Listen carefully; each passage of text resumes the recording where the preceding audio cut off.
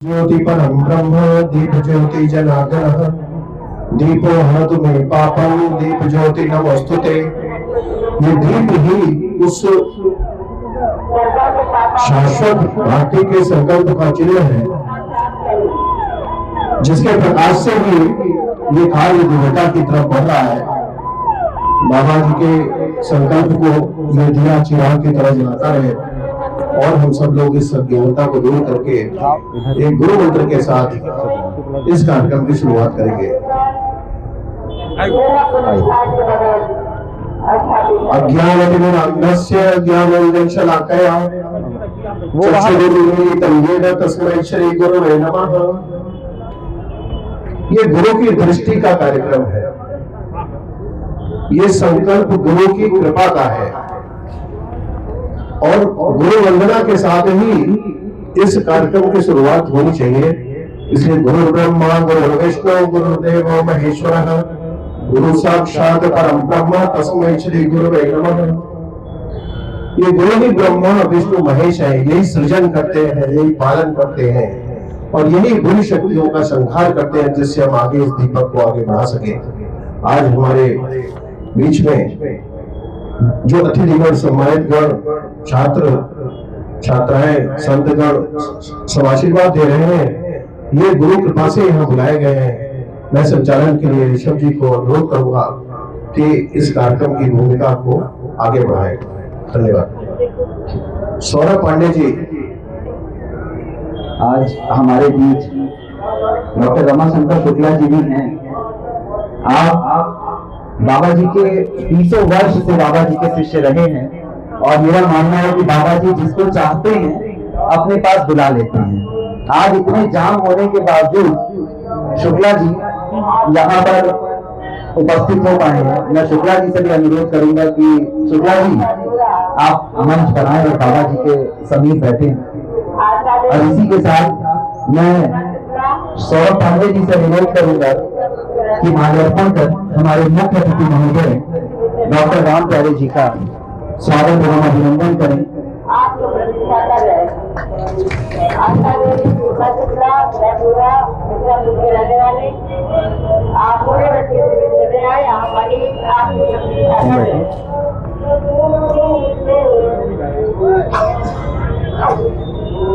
आशा देवी और शुक्ला राम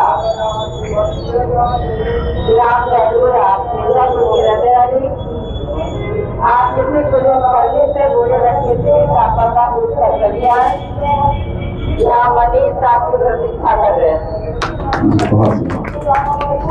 आज बाबा जी की कृपा से हम लोग यहाँ पर एकत्रित हुए हैं। मैं डॉक्टर मनीष चतुर्वेदी जी से आग्रह करूंगा कि रमाशंकर शुक्ला जी का माल्यार्पण कर आज यहाँ स्वागत करें। आप लोग जिसका नाम लीजिए उसके बारे में थोड़ा सा बता दीजिए। हाँ अच्छा सर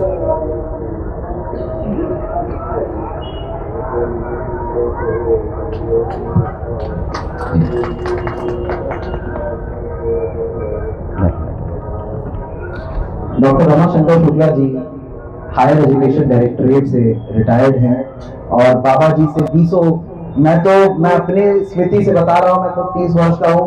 जब मेरी स्मृति हुई तब से मैं शुक्ला जी को देख रहा हूँ कि बाबा जी से जुड़े हुए हैं। आज हमारे बीच विश्वदीप मिश्रा जी भी हैं, हाईकोर्ट के AJ1। मैं पांडे जी से स्वागत करूंगा कि आप माल्यार्पण कर विश्वदीप मिश्रा जी का यहाँ इस शिविर में स्वागत करें। ये पांडे जी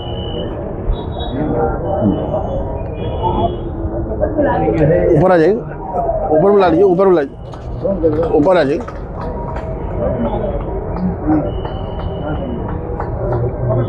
ऋषभ ऊपर बुला लीजिए। जी जी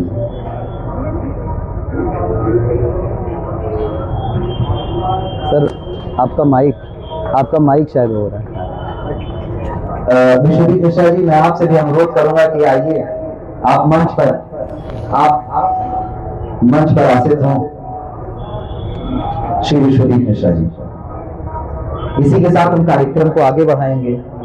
और मैं साध्वी डॉक्टर राकेश हरिप्रिया जी से अनुरोध करूंगी कि आप 2 शब्द ब्रज एकेडमी और बाबा जी के बारे में हम लोगों को कुछ बताएं।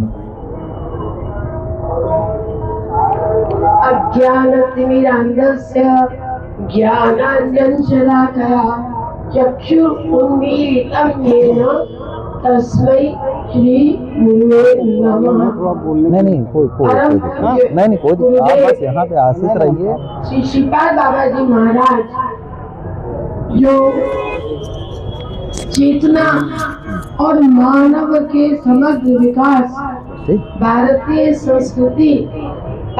संस्कृति का उत्थान, भारत को विश्व गुरु जो उसका सम्मान रहा, वही सम्मान दिलाने के लिए निरंतर प्रयत्नशील रहे। और उनका हर क्षण, हर चिंतन इसीलिए था कि मानव अपने मूल्यों की, पशु और मानव में यही फर्क है कि पशु तो भोजन भी करता है और खाना पीना सोना, लेकिन मानव ही है जो अपनी बौद्धिक दृष्टि और अपनी चेतना से ये सोच सकता है कि मैं अपने जन्म को कैसे धन्य करूं, अपने मन, बुद्धि और विवेक से कैसे मानवीय मूल्यों की रक्षा करूं। आज भारतीय संस्कृति हजारों वर्षों से जीवित है, उसका यही सबसे मूल्य उद्देश्य है कि हमारे मनुष्यों का, ऋषियों का, साधकों का ऐसा चिंतन है कि जिससे मानवीय संस्कृति जीवित रहे। ये माघ मेला, ये राजा हर्षवर्धन इतना कुछ लेके आते थे केवल चिंतन के लिए, महापुरुषों से चिंतन का आदान प्रदान करना और मानवीय मूल्यों की कैसे रक्षा करना, अपने आप को एक अच्छा मानव बनाना, अपनी चेतना को कैसे जागृत करना, इन्हीं उद्देश्यों को लेकर पूज्य बाबा ने 1978 में ब्रज अकादमी वृंदावन की स्थापना की थी, जहाँ पर भारतीय संस्कृति, ब्रज संस्कृति और मानवीय मूल्यों मेरा कॉलेज है मिर्जापुर में, एक डिग्री कॉलेज चलाते हैं, महावीर जी कॉलेज, महावीर जी कॉलेज नाम से है। ये विंध्याचल के पास वह चेतना है। कृष्ण कैसे बने कि जब वो जन्म लिया तो क्या लगा है और बाहर आए तो आते ही राक्षस आ रहे हैं। कभी भी अनुकूलताएं नहीं होती, प्रतिकूलता में अनुकूलताओं का सृजन करना, अनुकूलताओं को ढूंढ के अपने विवेक से सत्य और असत्य, सत्य की ओर बढ़ना, सत्य में जयते, यही हमारा उद्देश्य होना चाहिए और यही हमारा उद्देश्य है। पूज्य बाबा ब्रज अकादमी वृंदावन के द्वारा भारतीय संस्कृति, कृष्ण की चेतना, कृष्णा कॉन्शियसनेस, कृष्ण की चेतना क्या है? कृष्ण की चेतना ये है, बांसुरी बजाते रहे हर समय और संकटों से जूझते रहे। आप देखिए बाल कृष्ण का रूप है तो उस समय राक्षस आ रहे हैं, पूतना आ रहे हैं, पूतना से घबराए तो उन्होंने पूतना भी हंसी से सामना किया। उनकी भगवत्ता, मनुष्य की भगवत्ता उसके अंदर रहती है और वो उसके विवेक से जागृत होती है। ऐसा अपना शुरू से अगर हम अपने विवेक को जागृत रखेंगे, हमारे संकट से, हर मुसीबत से और हंसते हंसते निकल सकते हैं। भगवान कृष्ण ने हमेशा बांसुरी बजाई, लेकिन बांसुरी बजाते हुए हर विपत्ति को, हर मुसीबत को, हर संकट को हंसते हंसते सामना किया। और हमारे श्री कृष्ण एक ऐसे स्वरूप है, अधरम मधुरम मदनम मधुरम मधुराधिपते अखिलम मधुरम।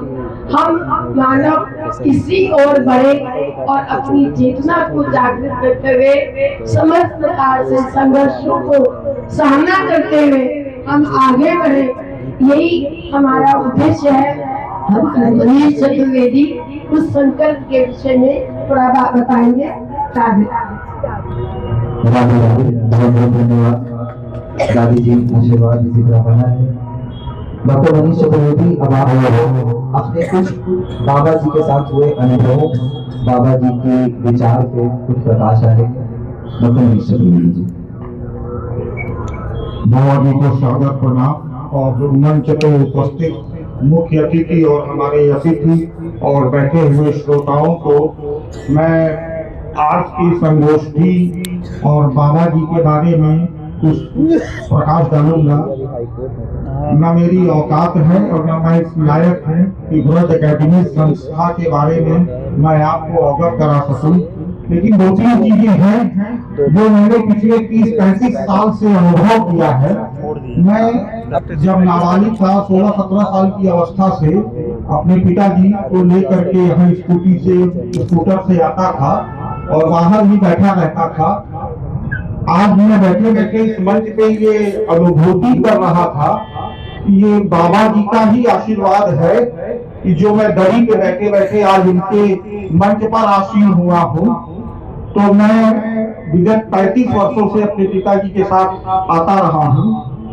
अभी डॉक्टर साध्वी जो हमारी बुआ जी भी लगती है, इन्होंने बताया 1978 की ब्रज की स्थापना 1972 में की गई थी और बाबा जी का संकल्प था धर्म को शिक्षा से जोड़ना। आज 2020 में जो हमारी केंद्र की सरकार है उसने नई शिक्षा नीति की परिकल्पना हमारे सामने प्रस्तुत की है। यह परिकल्पना सन 1995 में बाबा जी ने परिकल्पित कर दिया था और एक विशाल संगोष्ठी का आयोजन किया था। उसमें शाश्वत भारतीय विश्वविद्यालय की स्थापना के लिए उन्होंने परिकल्पना की थी कि शाश्वत भारतीय विश्वविद्यालय में धर्म और विज्ञान की शिक्षा दी जाएगी। धर्म और विज्ञान कोई नॉर्थ पोल और साउथ पोल नहीं है, एक दूसरे के समन्वयक, एक दूसरे के साथ चलने वाले ये दोनों चीजें हैं, धर्म और विज्ञान। तो 1995 में ही बाबा जी ने ये सपना देख लिया था कि हमारी आधुनिक शिक्षा शैली कैसी होनी चाहिए। और वर्तमान में जो केंद्र सरकार है वो 2020 में इस नई शिक्षा नीति को संरक्षण किया है, लेकिन ये 1900 संरचना महाराज जी ने देख लिया था। और आज का जो टॉपिक है चेतना अनुप्राणित शिक्षा पद्धति, आज हमारे बीच में एआई आ गया है। तो महाराज जी एआई के बारे में मेरा व्यक्तिगत अनुभव है, मैं आपको अनुभव के बारे में बताऊंगा, लेकिन मैं बताऊं कि अमेरिका की एक रिसर्च आई है। मैं साइंस का विद्यार्थी नहीं हूं, लेकिन तमाम संगोष्ठियों और देखते हुए ये मैंने देखा कि जो हमारे दिमाग से किरणें निकल रही हैं, जो संवेदनाएं निकल रही हैं, वो एआई उसको कैप्चर करके कंप्यूटर पे डिस्प्ले कर देगा कि आप किसी के बारे में क्या सोच रहे हैं। ये आज परिलक्षित हो रहा है और मैं बता रहा हूँ कि 1996 में मैं महाराज जी की कुटिया में बैठा हुआ था अपने पिताजी के साथ। रात को 9 बज रहे थे और केंद्र सरकार बहुत सारे सचिव उनका आशीर्वाद प्राप्त करके प्रयागराज एक्सप्रेस पकड़ने के लिए तैयार थे, लेकिन महाराज जी आज्ञा नहीं दे रहे थे कि तुम जाओ। मैं भी वहीं बैठा हुआ था। प्रयागराज के जाने का समय प्रयागराज एक्सप्रेस नंबर दे रहा हूँ, इलाहाबाद के प्लेटफॉर्म से मिलती है। महाराज जी ने 9 बजे कहा कि जाओ तुम होगा, और साथ में यह भी कहा कि चतुर्वेदी जी को भी लेते जाना, पिताजी के लिए इंगित किया। और हम सब लोग गाड़ी में बैठ गए और रास्ते में सब लोग आपस में बात कर रहे थे कि अरे अब कहाँ ट्रेन मिलेगी, अब तो कुछ नहीं होगा। कुछ लोग उसमें पॉजिटिव एटीट्यूड भी रखे थे कि नहीं, महाराज जी ने आज्ञा दी है तो कुछ सोचा ही होगा। अब मेरे अंदर कौतूहल जग गया। वो रास्ते में चल रहे थे तो मैंने कहा कि सर अगर हम भी चले चले देख लें। जो मेरा बाल कौतूहल था, मैं गया तो पता चला कि जो इंजन बोगी में आकर के लगता है तो टी कहते हैं, वो संटी के समय इंजन उतर गया पटरी से। और टेलीफोन नहीं था 1996 में महाराज जी के पास। ये सेलुलर फोन, इसकी कोई शक्तियां नहीं थी, भौतिक कोई शक्तियां नहीं थी। जो शक्तियां थी वो उनकी स्वयं की परिलक्षित शक्तियां थी, जिसको उन्होंने टेलीपैथिक ये जान लिया था कि कुछ ऐसी घटना हो गई है, तुम लोग बैठे हो आराम से जाना। के अंदर है जो आज आर्टिफिशियल इंटेलिजेंसी भूगोलीय विज्ञान आज 40 साल के बाद पर है। महाराज जी ने वो 50 साल पहले सोच अमल को कनेक्ट करो, हमारी आने वाली शिक्षा पद्धति कैसी होगी। उन्होंने इस मामले में उनकी कल्पना थी कि मैं वृंदावन में 738 विश्वविद्यालय की स्थापना करूं। पिताजी के साथ उन्होंने बड़ी चर्चा किया था और फिर उन्होंने नैनी में जाकर के जमीन देखी थी कि यहाँ पर हम करेंगे। और उस समय माननीय श्री मोतीलाल वोरा जी उत्तर प्रदेश के राज्यपाल थे, उन्होंने जमीन अधिग्रहण करने के लिए सारी व्यवस्था बना दी। लेकिन कुछ ऐसा हुआ कि वो शासक भारतीय जमीन पे नहीं उतर सका। और महाराज जी शिक्षा के प्रति में मैं वृंदावन गया हूँ पिताजी के साथ। ऐसी ऐसी हजारों की संख्या में पांडुलिपियां हैं जो कहीं किसी बहुत पुरानी से पुरानी हमारे देश के लाइब्रेरी में नहीं मिलेंगी। उन्होंने संग्रहित करके रखी है और आंखों से मैंने देखा है ऐसी पांडुलिपियां हैं। तो बहुत सारे संत महात्मा हैं, भगवत गीता पे चर्चा कर रहे हैं, भागवत कथा सुना रहे हैं, लेकिन हम महाराज जी ऐसे नहीं थे। वो शिक्षा के बारे में सतत चिंतन करते रहते थे कि हमारी शिक्षा व्यवस्था कैसी होनी चाहिए, क्योंकि उनको ये पता था कि जो हमारी शिक्षा व्यवस्था है यही से सारे समाज का निर्धारण होगा। अगर हम अशिक्षित रह गए अपने धर्म के बारे में, अपने समाज के बारे में, अपनी किताब के बारे में, तो हम कभी विकास नहीं कर पाएंगे। तो मैं समय कम है और बहुत सारे लोग हैं जो अपनी ज्ञान की बातें आपके सामने उल्लेखित करेंगे, तो मैं ऐसा से कहता हूँ कि हम लोगों को बुलाएं। सबको धन्यवाद, बहुत धन्यवाद मनीष जी। मनीष जी ने कुछ अनुभव हमारे साथ शेयर किया। ऐसी बहुत सारी कहानियां हैं, मैं बिल्कुल मानता हूं कि जिन्होंने भी बाबा जी के साथ समय गुजारा है उन सब लोगों के पास ऐसी छोटी छोटी कहानियां होंगी, बाबा जी के कुछ अनुभव होंगे। मुझे ये सौभाग्य नहीं मिल सका कि मैं कभी, क्योंकि मैं तो बहुत छोटा था, मेरी अभी 30 वर्ष की आयु है, मैं शायद 4-5 वर्ष का था जब एक बार मैं आया था। पर मुझे एक कहानी बिल्कुल याद है, एक अनुभव है, वो भी मेरा घटित नहीं है। ये भैया है हमारे, हमसे 20 साल बड़े हैं, इन्हीं का है। बहुत साल पहले की बात है, मैं तो शायद 4-5 वर्ष का था, भैया होंगे 20-25 वर्ष के। और एक हमारे परिचित डॉक्टर साहब थे, उनके यहाँ एक कुत्ता था जो थोड़ा बीमार हो गया था और मानसिक रूप से ठीक नहीं था। भैया उनके यहाँ गए, वो कुत्ता डेली देखता था, पर उस दिन पता नहीं उसके मन में क्या आया कि वो दौड़ के आया और भैया को काट लिया। अब क्योंकि हम लोग इतने छोटे थे और इतना डरते थे कि फिर हम लोग घर ये सब बातें बताते नहीं थे। ये घर आए, इन्होंने किसी से बताया नहीं और ये सो गए। रात, उस समय वो जमाना था कि रात के 10-11 बजे अगर किसी का फोन आ जाए तो बड़ी मन में चिंता हो जाती थी कि अरे ऐसा क्या हो गया कि रात के 11 बजे फोन करना पड़ता है। और रात के 10-11 बजे हमारे घर का लैंडलाइन फोन बजा और हम जो कि बहुत छोटे बच्चे थे तो हमें तो फोन उठाना ही मना था। तो बड़े पापा या पिताजी ही फोन उठाया करते थे, तो बड़े पापा ने उठाया जब फोन, तो बाबा जी का फोन था। बाबा जी ने सिर्फ 2 शब्द कहा कि क्यों चतुर्वेदी, तुम सो रहे हो, तुम्हारे बच्चे को कुत्ते ने काट लिया है। तो बाबा जी और इतना ही कह के कि जाओ तुम उसको देखो, वो कुत्ता ठीक नहीं है, और फोन रख दिया। रात 10 बजे, पहले 9 बजे सब लोग सो जाया करते थे, हम सब सो चुके थे। 10 बजे बड़े पापा आए और भैया को जगाए और पूछे कि ये बताओ तुमको आज किसी कुत्ते ने काटा क्या। तब इन्होंने डरते डरते बताया कि हाँ, ये मेरे पैर पे इस कुत्ते ने काट लिया है। तब वो कहे कि तुमने बताया क्यों नहीं, इसकी तो इंजेक्शन लगवाना बहुत जरूरी है।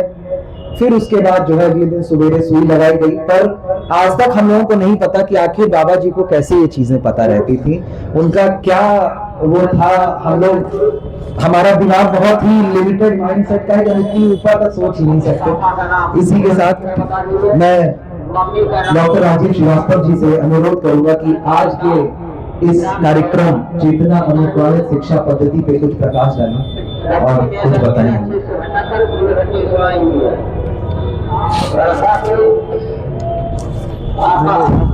बस ये है, यहाँ हमारे सर बोले दो तीन लोग और सौरभ नहीं, सौरभ भैया मना कर रहे हैं, सौरभ चतुर्वेदी, सौरभ भैया कह रहे हैं जाने तो हम नहीं। सभी कार्यकर्ता आप बोलना चाहें? नहीं सकता, उन सबको साधुवाद देना। आज का विषय समझ तो लिया, बिल्कुल। डॉक्टर चंद्रविजय चतुर्वेदी जी ने अपने मानसिक चिंतन से निकाला है। आज अभी तो घर पर से हम नहीं आ पाए हैं, लेकिन उनका चिंतन सुबह भी 2 बार हमें प्राप्त हुआ।